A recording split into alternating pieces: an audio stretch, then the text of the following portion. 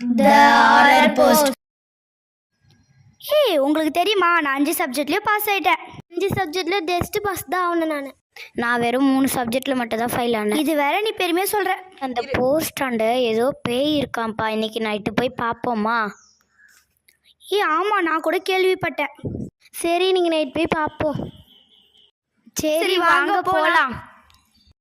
உங்கள் எல்லாருக்கும் அந்த பேய் கதை சொல்லட்டா? இது வேற இப்போ தெரிஞ்சுக்கணுமா?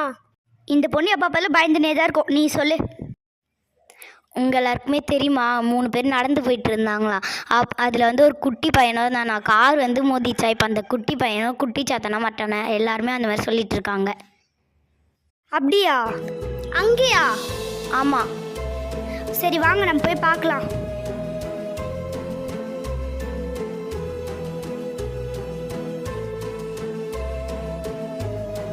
இப்போ எனக்கு பயமாக நான் ஓடிடுறேன்.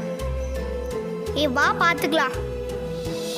எனக்கு இன்னும் பயமா இருக்கு.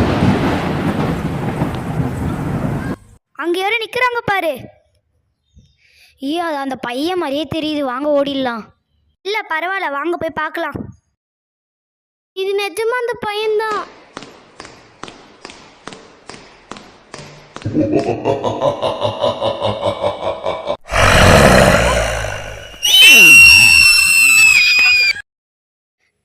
அந்த பையன் போயிட்டான் போல இருக்கு. வாங்க நம்ம இந்த பக்கம் எஸ்கேப் ஆகி ஓடிடலாம்.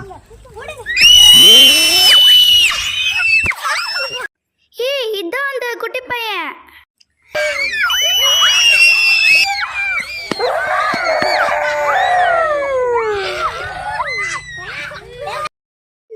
இந்த பேய் நம்மள விடாதுன்னு நினைக்கிறேன். இந்த பேய்ங்க ரொம்ப பயங்கரமா இருக்கு. இந்த பேய் நம்மள விடாதுன்னு நினைக்கிறேன்.